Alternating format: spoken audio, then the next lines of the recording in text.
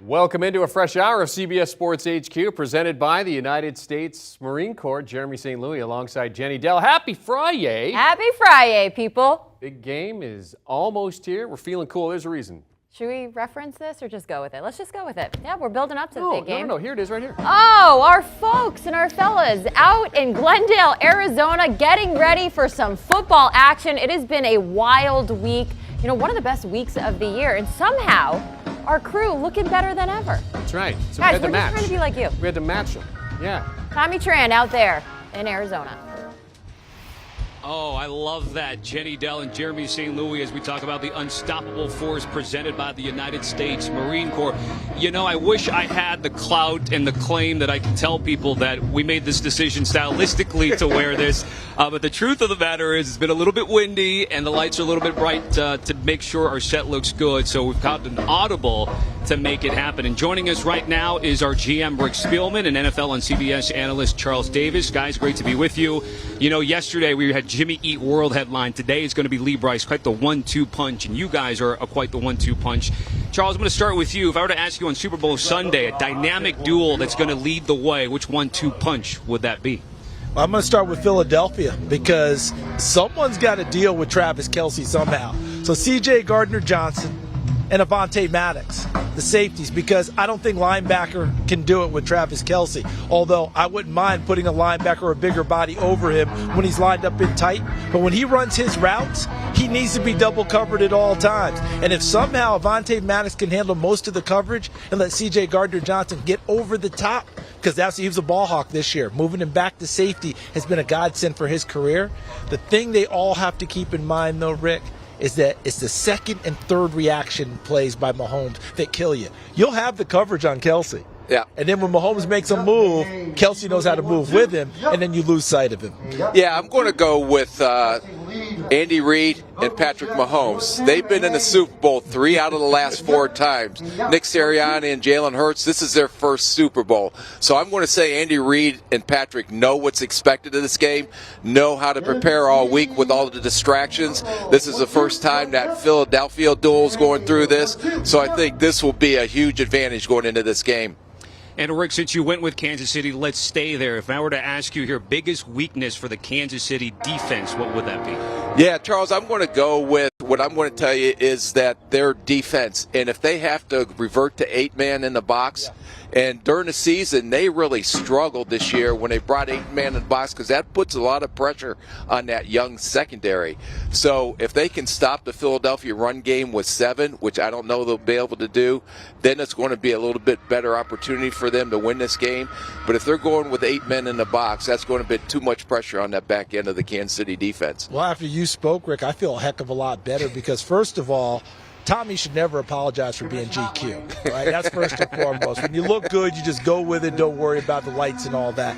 But what you're talking about, the commitment to the running game for Philadelphia, it is so strong. And we know that offensive line is the best offensive line in football. And Kansas City, the Steve Spagnuolo's defense coordinator, they are built to play with a lead. They remind me of Indianapolis with Peyton Manning, play with a 14-point lead. If they can deal with a committed running team like Philadelphia, and I think about their Bermuda Triangle inside, Derek Nottie at defensive tackle, Chris Jones at tackle before he slides out on third downs, and Nick Bolton in the middle had 180 tackles, they're going to get tested, and they're going to be tested often in this one. Charles, I'll throw it right back at you into a matchup that the Philly offense can exploit. What have you targeted that you can see there maybe on Super Bowl Sunday?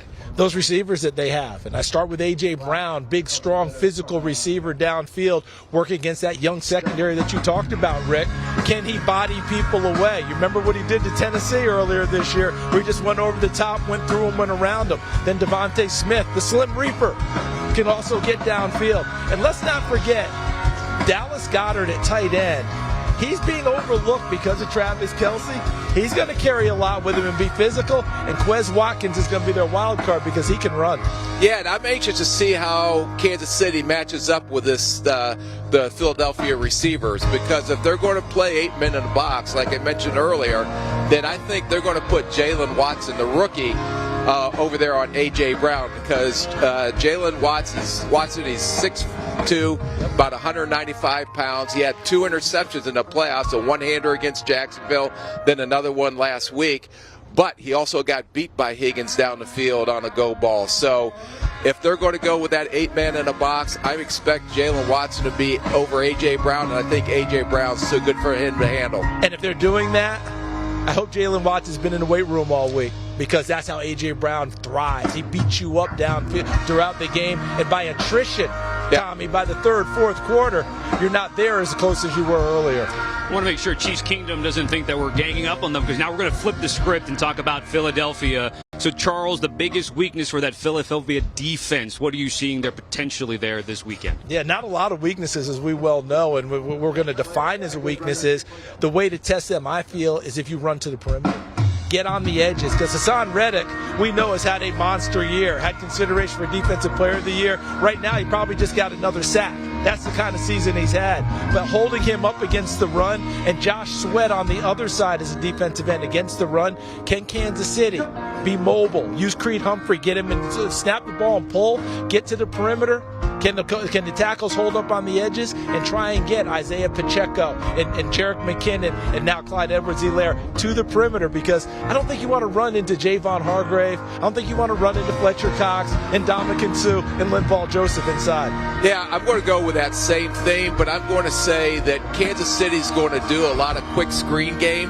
They're going to do a lot of maybe jet sweeps, things to get the ball out of Patrick Mahomes' hands to test that run, because I always counted that as part of the run game. And Philadelphia all season, the biggest thing with him has been, or their defense has been the run defense. They're 24th in the league, giving up almost 5 yards per carry.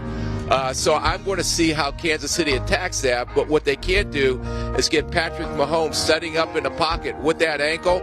And if Philadelphia is able to unleash that rush, it's going to be a long day for Kansas City. And while we're at it, is there any chance we can get them to play Freebird? I mean, while they're here. They might be taking requests or whatever they do for the sound check there. So it'll be interesting to see. And then finally there to button things up there, Rick, a matchup that you think that Kansas City can do to exploit. Because if you think that Kansas City's going to win the game, it's going to be Mahomes throwing it around like you mentioned, even if it's going to be short, sweet, and to the point. Yeah, and Charles referred to it earlier. I'm going with Travis Kelce, but I think, how is Kaiser White going to match up? Because with John Gannon, are they going to have him and then safety over the help?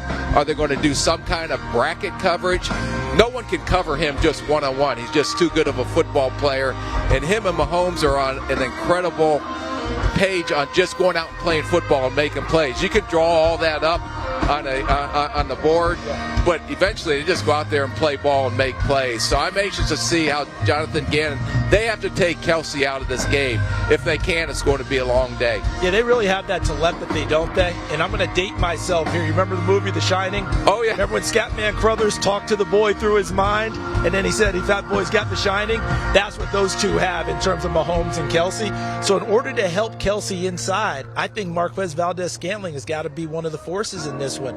He can flat out fly. He averages almost 18 yards per catch in his career, and he had his career game in their last game in Cincinnati. Because what did he also do besides make the big plays? He didn't have any drops. Yes. That's unusual for him. If he's able to get downfield and create some openings, because Travis Kelce is wide receiver one in this game, even though he's listed as a tight end, they've got to open some space for him. And one other thing, I go back to something you said earlier, Rick, the screen game for Kansas City. Screen to Pacheco, screen to Clyde Edwards-Helaire if he plays, screen to Jerick McKinnon. That screen game could be big for them to try and create some extra pressure on Philadelphia's defense.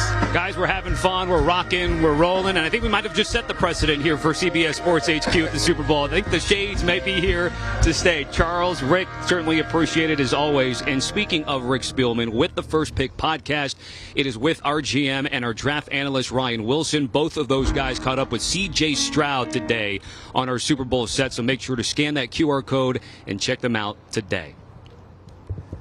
When we return, we've got our NFL insider Josina Anderson joining me here on set. We're going to be talking about Jalen Hurts, and Josina was also at the NFL Honors talking with Jerry Jones. We'll hear from the Cowboys owner and president when we come back.